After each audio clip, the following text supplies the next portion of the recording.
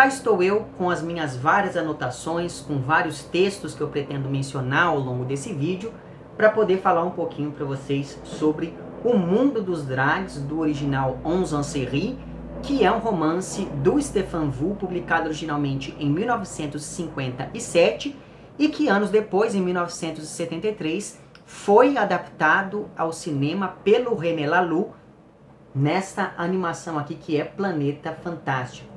Na verdade, essa adaptação já estava sendo produzida desde 1968 na Tchecoslováquia, só que o problema é que em janeiro daquele ano começou a Primavera de Praga, que nada mais foi do que um período marcado por várias iniciativas que visavam, basicamente, implementar uma estrutura mais liberal, tanto em termos econômicos quanto em termos sociais, para a sociedade. Acontece que a União Soviética não gostou nada dessa história e invadiu a Tchecoslováquia em 20 de agosto de 1968, e a partir disso a animação acabou sofrendo uma série de cortes e foi finalizada apenas na França. E esses cortes que aconteceram em relação à versão original do filme tem a ver sobretudo com o conteúdo anti-autoritarismo presente, tanto aqui na animação quanto no romance original. E essa reflexão sobre o autoritarismo aparece juntamente com uma discussão sobre o colonialismo. Porém, sendo este daqui um romance de ficção científica, esse colonialismo se dá por vias um pouco diferentes, mas ainda assim existe essa dinâmica de dominação que se estabelece entre os personagens. Essa dinâmica, apesar de suas diferenças, lembra muito a dinâmica própria ali de uma sociedade que está passando por um período colonial, e por isso mesmo eu vou tentar trazer um pouco dessa discussão para esse vídeo, muito embora este não seja o foco das minhas pesquisas, eu não seja um especialista em estudos coloniais, nem pós-coloniais, mas enfim, eu vou apenas aqui estabelecer algumas reflexões ao longo dessa minha fala. Evidentemente que todas as reflexões sobre o colonialismo, elas são postas de maneira um pouco mais explícita no romance do que na animação, mas ainda assim subjaz a adaptação esse mesmo contexto. Então, se você aí gosta da animação tanto quanto eu, acho que vale a pena você depois ir aprofundar um pouco isso aqui no Mundo dos Drags. O que nós temos aqui então é uma narrativa na qual tudo que existe no planeta Terra são resquícios da civilização humana. E por mais que existam aqui alguns indícios que apontam que esse colapso se deve a uma evolução técnica tão absoluta que acabou gerando a quase extinção da humanidade, ainda assim não se sabe exatamente como esse colapso da nossa civilização aconteceu. Tudo o que se sabe é que os seres humanos, os poucos que restaram depois dessa hecatombe, foram levados a um planeta chamado Igan, e note que se você ler a palavra Igan ao contrário, você tem magie, que é magia em francês. E esse planeta chamado Igan é habitado pelos drags, que são gigantes, que têm uma civilização muito mais avançada do que a nossa e vivem muito mais do que um ser humano comum, porque o tempo nesse outro planeta passa em outro ritmo. Então, por exemplo, um único dia em Igan corresponderia a 45 dias terrestres. Além disso, essa civilização é tão tecnologicamente avançada que esse planeta tem 2 continentes naturais, que já estavam lá quando o planeta se formou, e 4 continentes que foram criados pelos próprios drags, que são então essa civilização que ocupa o planeta de Igan. E aqueles continentes originais são chamados de continentes selvagens porque eles são não apenas inabitados, como também intocados pelos drags. E essa é uma diferença muito relevante em relação ao filme, porque na animação o planeta selvagem é na verdade um satélite de Igan para o qual os drags projetam as suas consciências durante os exercícios de meditação que eles fazem. E aí vamos lembrar que essa animação foi produzida exatamente no contexto do movimento hippie e de todo aquele interesse crescente por drogas alucinógenas e por elementos da cultura e da religião orientais, como por exemplo a yoga. Então não me parece estranho que na adaptação esses elementos ligados, por exemplo, a essas meditações e a essas projeções da consciência estejam presentes. Elementos esses que não estão postos de maneira tão explícita ou tão recorrente assim no romance. Aqui o que nós temos é uma civilização que atingiu uma evolução em termos técnicos. Aqui na animação, essa evolução ela não se dá apenas em termos técnicos, mas é também uma espécie de evolução espiritual, digamos assim. Exatamente por causa desse avanço tecnológico e também por conta dessa diferença anatômica, porque como eu disse, os drags são seres gigantescos, os seres humanos são tratados como bichos de estimação neste outro planeta. E veja que as pessoas aqui, elas são chamadas de homens. E aí se você pega essa palavra, ela equivale foneticamente à palavra homens em francês, né? Então, existe uma série de jogos de palavras que o autor vai fazendo ao longo de toda a narrativa. De modo que logo a gente percebe que existe aqui uma dinâmica de dominação que se estabelece entre os drags, que representam a civilização, e os homens, que representam a barbárie. Mesmo porque as pessoas aqui são classificadas como selvagens ou domesticadas, dependendo se elas têm ou não donos. Por conta dessa relação, os drags acabam subestimando os seres humanos ao reconhecer que, por mais que a humanidade seja capaz de se organizar e tenha tido uma civilização no passado, essa organização e essa civilização nunca superariam a organização e a civilização dos próprios drags, ou pelo menos era nisso que esses seres acreditavam. E aí o protagonista do romance é um homem chamado Terre, cuja pronúncia é a mesma da palavra terra em francês. E na verdade, esse nome que ele recebe é um apelido para terrível, que é o nome dado ao protagonista pela dona dele, que é uma drag criança. E uma vez que nós estamos aqui falando, uma vez que nós estamos aqui acompanhando todos os eventos narrados a partir da perspectiva de um ser humano colonizado, eu me lembrei aqui de 4 textos que eu gostaria de trazer para vocês nessa discussão, que são textos que eu acho que são bastante produtivos para a gente pensar um pouco, tanto na narrativa do romance, quanto na narrativa da adaptação de 73.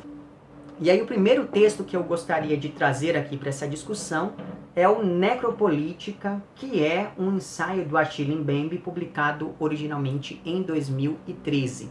E por mais que o foco do texto não seja esse, em dado momento o autor localiza a escravidão e a colonização como elementos fundantes daquilo que ele vai chamar de horror moderno. Sobre isso, o autor defende que, e isso que eu vou ler está na página 27 dessa minha edição, qualquer relato histórico do surgimento do terror moderno precisa tratar da escravidão, que pode ser considerada uma das primeiras manifestações da experimentação biopolítica. Veja que o termo biopolítica aqui ele está recuperando lá dos escritos do Foucault. Em muitos aspectos, a própria estrutura do sistema de colonização e suas consequências manifesta a figura emblemática e paradoxal do estado de exceção. Aqui, essa figura é paradoxal por 2 razões. Em primeiro lugar, no contexto da colonização, a humanidade do escravo aparece como uma sombra personificada. De fato, a condição de escravo resulta de uma tripla perda: perda de um lar, perda de direitos sobre o seu corpo e perda de estatuto político. Essa tripla perda equivale a uma dominação absoluta, uma alienação de nascença e uma morte social.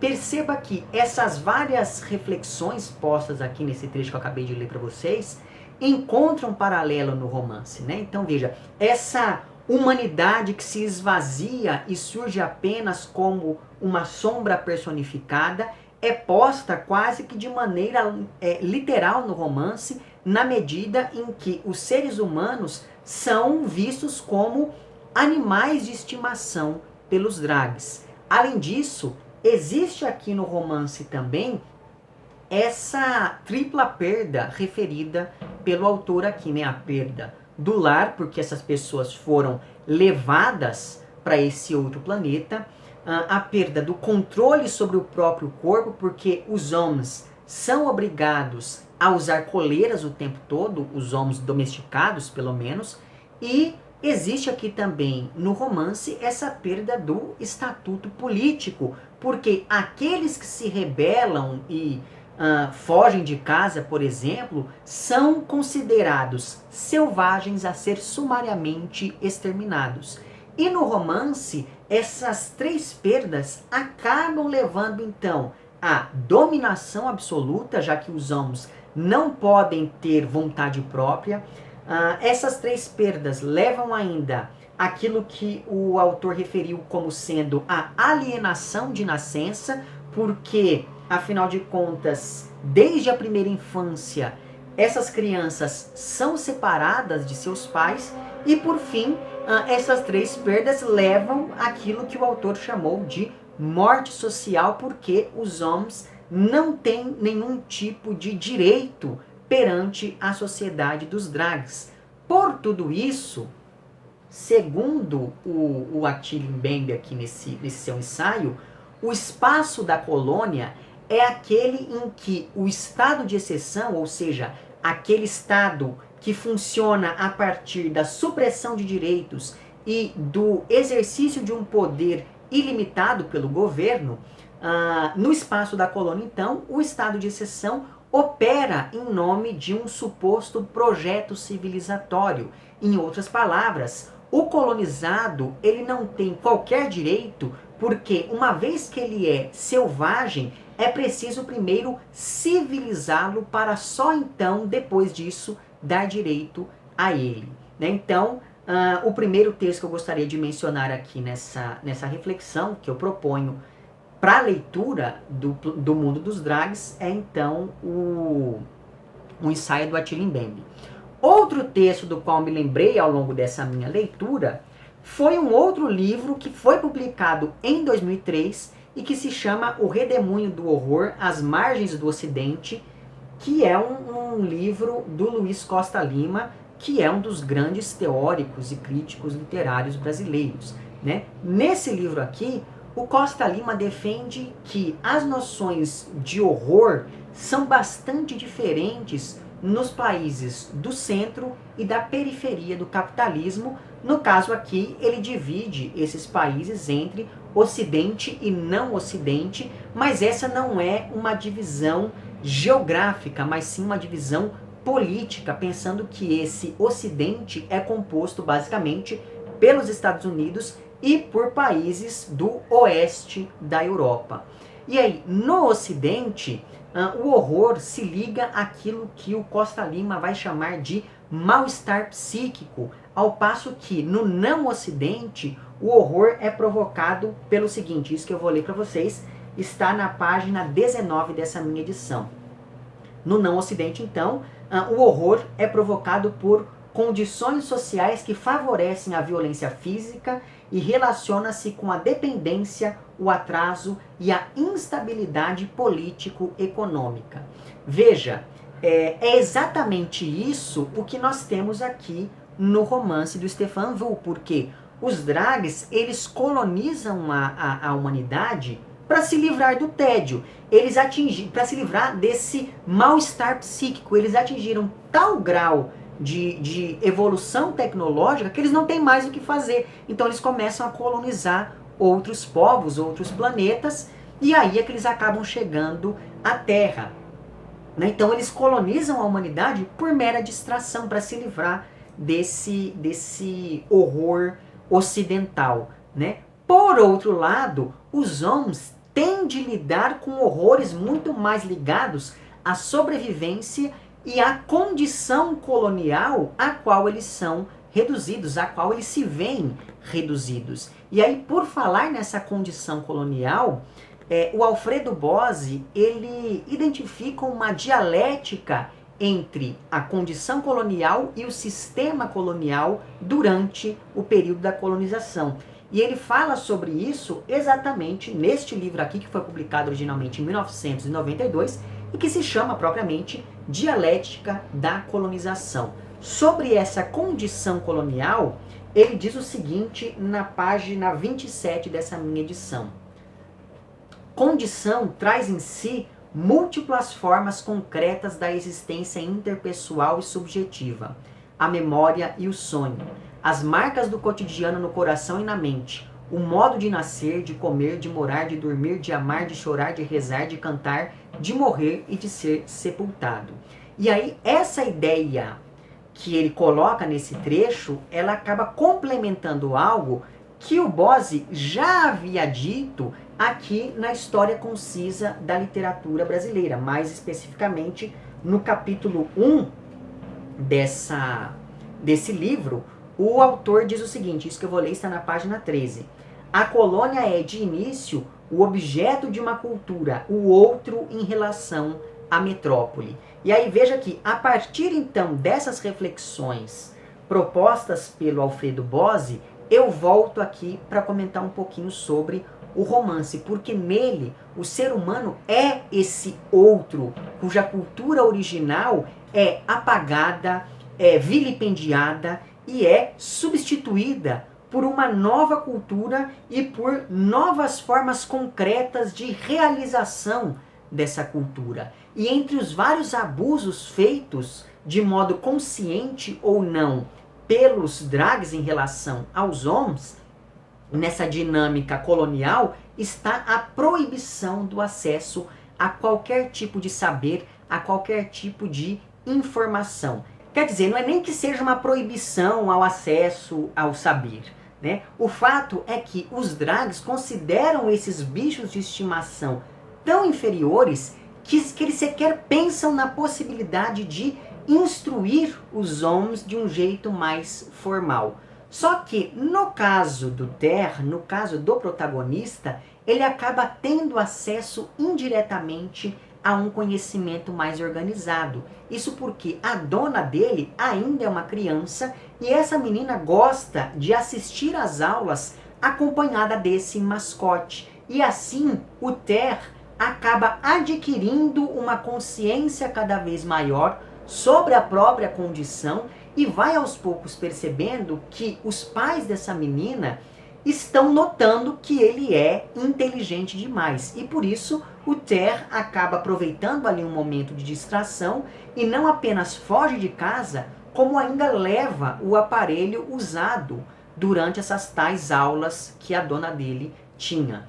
Portanto, aquilo que antes aprisionava o Ter acabou levando esse rapaz à libertação, porque se ele não fosse um homem doméstico que usava ali uma coleira, ele não teria tido acesso às informações estudadas pelos drags e assim ele não teria consciência da própria condição para poder tentar fugir daquele espaço que ele estava ocupando de maneira obrigatória.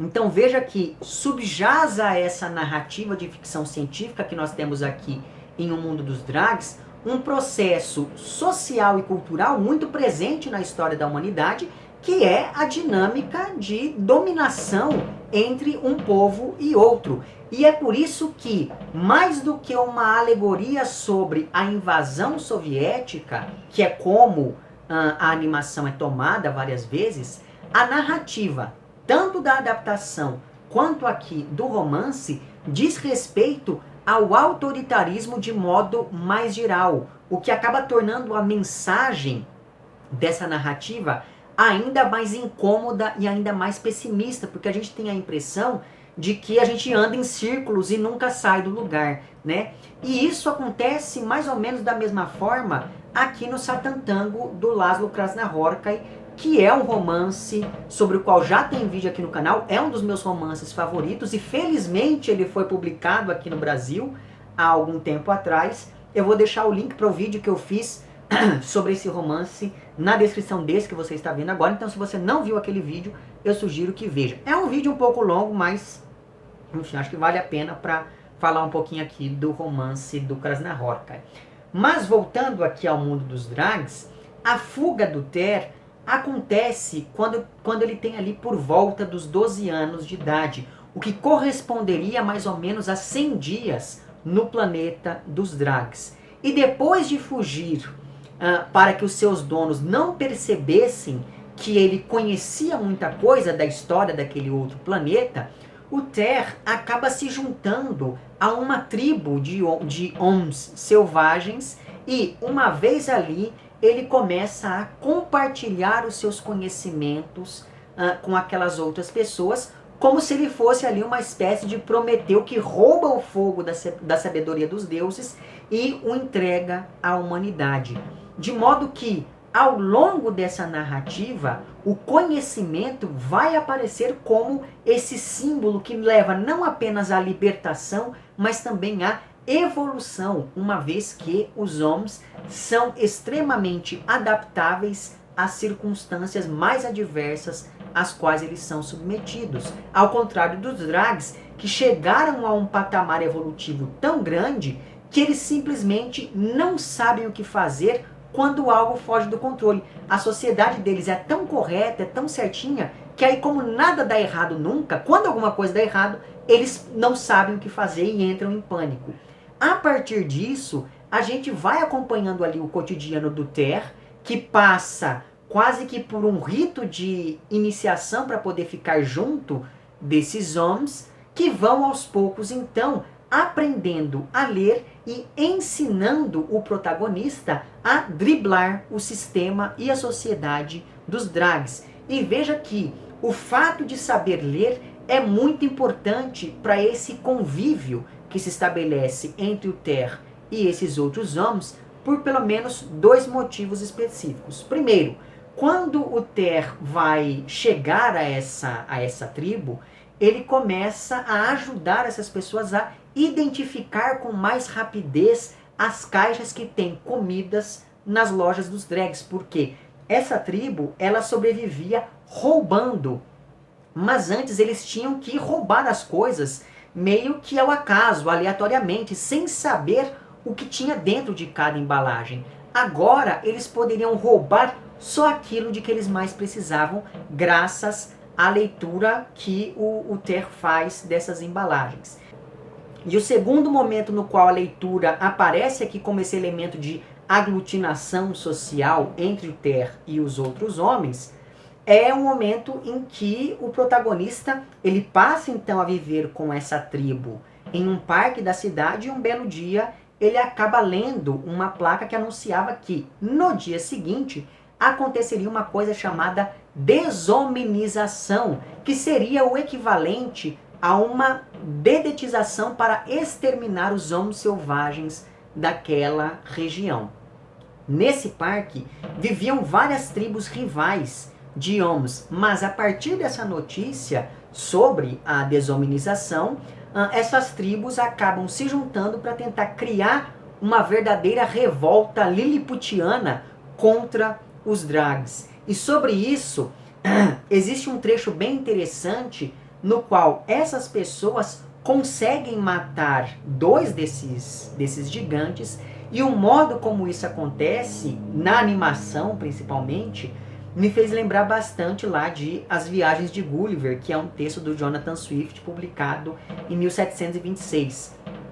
Por isso que eu me referi a esse momento como uma revolta liliputiana, né? A partir disso, então, a narrativa ela vai se dividir em dois núcleos. No primeiro, a gente acompanha o processo gradual, né, o avanço gradual da civilização dos homens, graças ali a gestão do Ter, e no segundo núcleo narrativo a gente acompanha a reação dos Drags diante desse avanço. E nesse segundo núcleo existe até um cientista que o tempo todo vai avisando sobre os perigos que os homens representavam, mas como só ia acontecer, ninguém lhe dava ouvidos, até que a coisa chegou em um nível alarmante para os Drags. Então, se de início os homens selvagens eram vistos apenas ali como uma praga, depois da notícia de que os homens haviam matado 2 Drags, aí é que o governo passa a olhar para eles como uma verdadeira ameaça à continuidade da soberania dos Drags naquele mundo. Porque veja, como eu disse antes, o tempo passa diferente nesse outro planeta, né? E por isso, aos olhos dos nativos, os homens se reproduzem mais rápido e estão evoluindo muito rápido. Porque enquanto na escala humana já se passaram 22 anos, para os Drags só se passaram 6 meses, né? Então é uma discrepância muito grande no modo de compreender o tempo, e essa discrepância faz com que pareça que os homens estão ali se multiplicando muito rápido, quando na verdade essa multiplicação ocorre em tempo natural para nós. E um trecho muito interessante em que o tal cientista fala um pouco sobre o passado dos homens está entre as páginas 61 e 63. Evidentemente eu não vou ler todas essas páginas, eu vou ler apenas alguns trechinhos aqui que eu destaquei. Então é dito o seguinte: estreitamente aprisionados nas suas leis e nos seus regulamentos, os homens teriam deixado de sentir a necessidade de pensar. O instinto teria sobrepujado a inteligência. Para que pensar quando se leva uma vida perfeita, onde cada um sabe antecipadamente aquilo que deve fazer? A inteligência dos homens ter-se-ia então, como diga, atrofiado progressivamente como um órgão inútil. Teria havido uma ligeira regressão de nível de vida e depois fixação. Assim se teriam detido os progressos de sua civilização. Todos sabem que o homem é um animal inteligente. O que é grave é que ele se torne cada vez mais inteligente. Tiramo-lo do beco do instinto para o colocarmos na estrada do progresso. E daí o texto avança.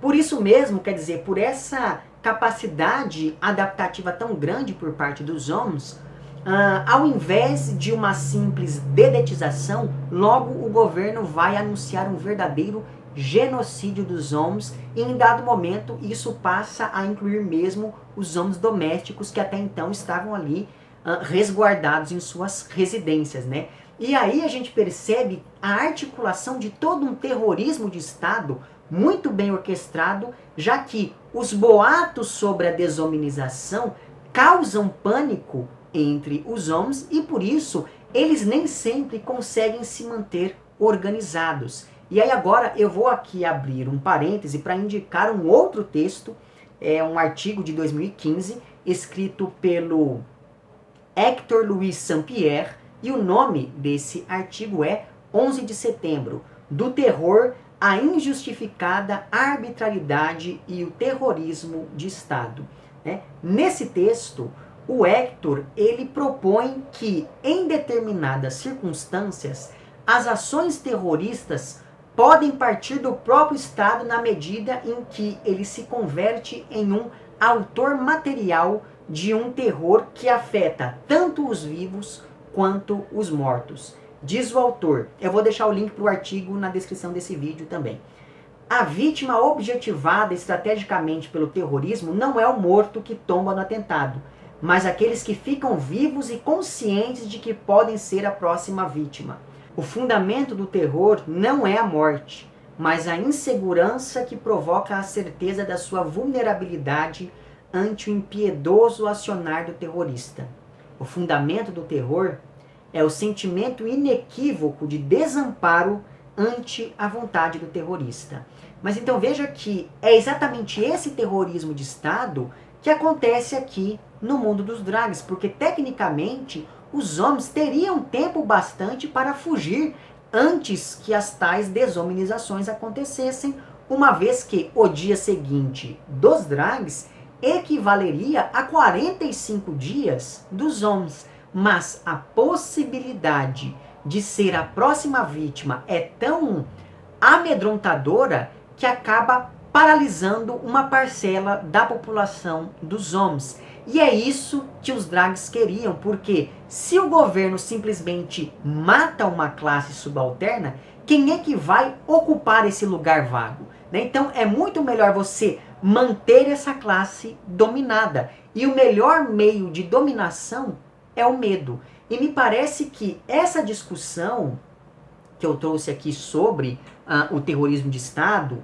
articulada ao que acontece aqui ao longo do romance, me parece que tudo isso é muito próximo do conceito de necropolítica proposto, então, pelo Achille Mbembe, para falar, então, dessa forma de dominação contemporânea da vida pela morte e que se expressa nesse poder de decidir quem vai morrer e quem vai poder continuar vivendo, né? E aí, sobre isso, no ensaio, o autor pondera que nessa capacidade de decisão é que reside a principal manifestação do poder. E daí ele escreve o seguinte, logo no início do ensaio, isso que eu vou ler está entre as páginas 5 e 6. A expressão máxima da soberania reside em grande medida no poder e na capacidade de ditar quem pode viver e quem deve morrer. Por isso, matar ou deixar viver constituem os limites da soberania, seus atributos fundamentais. Ser soberano é exercer controle sobre a mortalidade e definir a vida como a implementação e manifestação do poder. E daí mais adiante o autor continua dizendo o seguinte: o político, por meio da guerra, da resistência ou da luta contra o terror, faz do assassinato do inimigo seu objetivo primeiro e absoluto. A guerra, afinal, é tanto um meio de alcançar a soberania, como uma forma de exercer o direito de matar. Né? Então veja que é exatamente esse direito de matar que está em jogo aqui no romance, quando nós pensamos no modo como os drags estão conduzindo essa situação toda da revolta dos homens. Bem, algumas horas se passaram e nesse meio tempo, entre um corte e outro da edição, a vida aconteceu, então muito provavelmente o enquadramento e talvez até mesmo a iluminação desse vídeo tenham se modificado um pouco, mas eu espero que isso não atrapalhe muito a sua experiência me assistindo aqui. Eu estava falando para vocês sobre esse ensaio aqui do Achille Mbembe, chamado Necropolítica, para que nós pensemos um pouco na narrativa aqui de O Mundo dos Drags. E eu estava prestes a dizer a vocês que uma das bases da argumentação do autor aqui neste ensaio é o pensamento do Michel Foucault, sobretudo no que se refere à noção Foucaultiana de racismo de Estado, que está presente lá em um curso ministrado em 1976 e que depois foi publicado um livro chamado Em Defesa da Sociedade. Naquele curso, o Foucault volta a falar um pouco do conceito de biopoder como esse domínio da vida sobre o qual o poder tomou o controle. Mais especificamente, a noção Foucaultiana de biopoder é muito importante porque ela tira o conceito de poder de um lugar abstrato, de um lugar vago, ao pensar esse mesmo conceito como um exercício de dominação e de sujeição do outro, seja por via disciplinar, seja por via regulamentadora.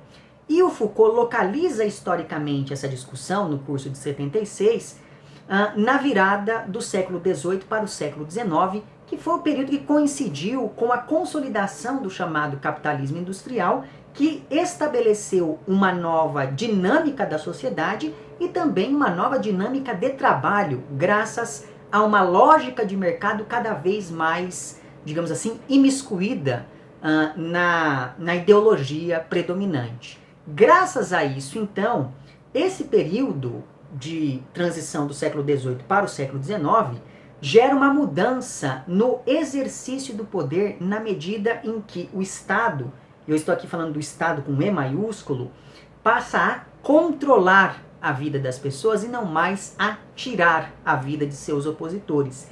E nesse aspecto, o Foucault diz que o racismo funcionou como uma ferramenta de Estado porque esse tipo de discurso racista inaugura uma relação positiva com a morte do outro. Ou seja, eu passo a ver essa morte alheia como algo benéfico, como algo que me satisfaz, não porque eu estou me vingando, não porque esse outro me fez algum mal, mas sim porque este outro é diferente de mim, porque este outro não sou eu. Né? E aí, sobre isso, o Achille Mbembe vai dizer aqui neste ensaio o seguinte: isso que eu vou ler está entre as páginas 19 e 20. E o autor diz: Foucault afirma claramente que o direito soberano de matar e os mecanismos de biopoder estão inscritos na forma em que funcionam todos os estados modernos. De fato, eles podem ser vistos como elementos constitutivos do poder do Estado na modernidade. Mais abaixo o autor continua: a percepção da existência do outro como um atentado contra a minha vida, como uma ameaça mortal ou perigo absoluto, cuja eliminação biofísica reforçaria meu potencial de vida e segurança, é este, penso eu, um dos muitos imaginários de soberania característico tanto da primeira quanto da última modernidade. Né? Então veja que essa hierarquização social intrínseca à modernidade vai se potencializar durante o neoliberalismo, segundo aqui o Achille Mbembe, ou durante este período que coincide, então, com a adoção mais sistemática do neoliberalismo. Então nós estamos falando aí dos anos finais da década de 1980. E a ideia por trás dessa associação feita pelo autor aqui é a seguinte: uma vez que nem todo mundo vai conseguir se incorporar a essa lógica do capital ditada pela adoção de uma postura neoliberal, é preciso então tomar alguma providência em relação àqueles que vão sobrar no sistema, aqueles que não vão conseguir se adequar a essas novas dinâmicas. E é aí precisamente que entra a ideia de necropolítica como esse fenômeno específico da nossa época, isto é, específico da contemporaneidade, e que tem como uma de suas principais marcas promover e produzir a morte como um modo de gestão política ao expandir para todos os lugares do mundo aquela mesma lógica que se aplicava na colônia, né? Então, que é uma lógica que, como eu disse antes, diz respeito sobretudo à retirada de direitos fundamentais, como por exemplo o direito à vida, o direito à saúde, o direito à moradia e etc. Então veja, por mais que a narrativa aqui de O Planeta dos Drags se passe em um outro planeta, me parece que essa dinâmica de extermínio do outro como um exercício político do Estado é algo que dita o andamento do enredo, sobretudo a partir da segunda metade do romance. E aí, evidentemente, que em um vídeo como este daqui, que é um vídeo em que eu me proponho a falar de várias coisas diferentes, não dá para eu me aprofundar muito nessa ideia de necropolítica, mas eu vou deixar linkado na descrição deste vídeo o ensaio do Achille Mbembe, e assim você pode ler esse texto, que é um texto muito interessante. Veja, eu tenho vários pontos de discordância em relação ao Achille Mbembe, sobretudo no que diz respeito à leitura que ele faz de Marx, né? Não sou um especialista em estudos pós-coloniais, mas ainda assim eu acho que é muito salutar a gente reconhecer quando um determinado contexto de determinada área, mesmo que a gente não concorde muito com ela, com essa área em específico, pode nos oferecer ferramentas interessantes para se pensar em uma análise literária como essa que eu estou fazendo aqui deste romance do Stefan Zweig. Mas, no fim das contas, o que esse romance nos mostra é, na verdade, um movimento em direção ao pacifismo, mesmo que esse movimento seja iniciado por meio da revolta, já que é graças à revolta que os homens vão empreender uma verdadeira via crucis que mostra que, ao fim e ao cabo, dada a nossa capacidade de evoluir, nada é imutável no que diz respeito à humanidade. Já os drags, por outro lado, alcançaram tal avanço tecnológico e social que eles se tornaram frios e impassíveis diante, por exemplo, do sofrimento alheio. E é por isso que eles sentem essa necessidade de dominar sempre. É por isso que eles acreditam que têm o direito que é natural a eles de fazer aquilo que eles bem entenderem com qualquer pessoa, né? Nem que para isso, nem que para se manter no poder, eles tenham que criar ali, por exemplo, continentes artificiais, ou então que eles tenham que exterminar outras espécies, porque é isso, os homos e os drags não são simplesmente de classes sociais diferentes, eles são de espécies diferentes. Então, para os drags, tudo aquilo que não é igual a eles é mero objeto por não ter alcançado o mesmo nível social e tecnológico que eles próprios alcançaram. E nesse aspecto, a animação de 1973 tem algo de muito interessante, porque o tempo todo se estabelece uma tensão aqui entre, de um lado, os desenhos coloridos e as formas barrocas e aparentemente inofensivas desse planeta, e, por outro lado, a percepção de que quase tudo nesse lugar pode matar as pessoas, né? Já que a violência, ela está espalhada por todos os lados quando a gente pensa, por exemplo, nas várias plantas e nos vários bichos que matam uns aos outros, aparentemente por mera diversão. Então, ao longo de toda a animação, a gente observa vários momentos em que a narrativa para mostrar uma planta comendo um bicho, ou então um bicho matando outro bicho, aparentemente porque aquilo é divertido. Essa dinâmica violenta é divertida. Então, a animação ela tem esse caráter que me parece que aprofunda um pouco da discussão presente ali no livro. E aí, tudo isso leva à conclusão de que, muito provavelmente, esse avanço da sociedade drag não existiria se não fosse essa dinâmica de exploração e de colonização de outros mundos, de outros planetas. E é por isso que eu falei antes que essa narrativa, ela não trata só daquilo que estava acontecendo de modo mais imediato na época em que ela foi publicada. Ela não trata só do contexto da Guerra Fria. Basta a gente pensar no imperialismo que nós temos até hoje em dia, com países como, por exemplo, os Estados Unidos, que com a desculpa de levar a liberdade, a democracia para os outros lugares, financia guerras, invade territórios, domina toda a organização anterior desses lugares, torna esses outros países dependentes justamente por ter tirado a liberdade deles, e por aí vai. Ou ainda, pense, por exemplo, no que aconteceu com as populações do continente africano durante a época da colonização. Quer dizer, aquelas pessoas, elas não nasceram para ser subalternizadas, né? Mas uma vez que elas são levadas a essa condição subalterna,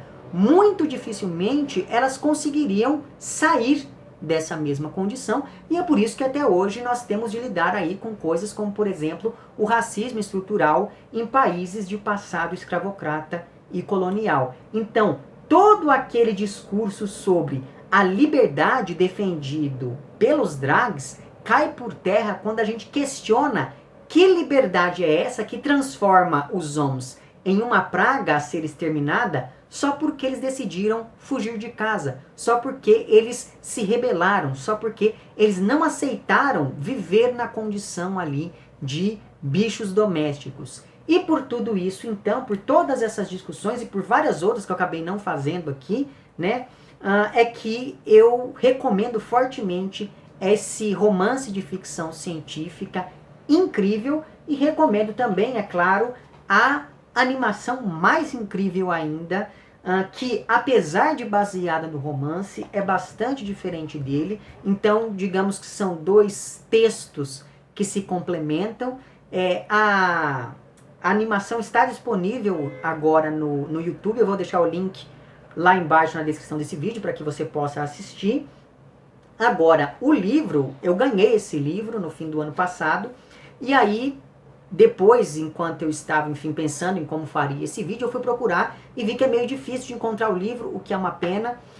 Bem que alguma outra editora, sei lá, essas editoras que publicam várias coisas de ficção científica, podia dar uma atenção aqui para esse texto, que realmente é um texto muito interessante. Fica aqui a minha recomendação. E aí, é claro, para além do link da animação, eu vou deixar na descrição desse vídeo o link para o vídeo que eu fiz sobre o Satan Tango. Deixarei também as referências bibliográficas desses textos que eu fui usando para construir essa minha fala. E por fim, como sempre, eu vou deixar aqui na descrição desse vídeo o link para o meu perfil no Apoia-se. E assim, caso você queira e possa contribuir financeiramente com esse meu trabalho, basta que você procure lá qual é o plano de apoio que mais contempla as suas necessidades, digamos assim. Veja lá quais são as recompensas equivalentes a cada um desses planos. E fica aqui o meu agradecimento às pessoas que já contribuem. E para você aí que quer contribuir, mas que não pode fazer isso financeiramente, basta que você mostre para o algoritmo do YouTube que esse meu conteúdo é relevante de algum modo. Então curta esse vídeo, compartilhe, comente, diga aí se você tem o hábito de ler coisas de ficção científica, diga se você conhece a animação, se você já leu o romance, que pelo visto é um romance meio desconhecido aqui no Brasil.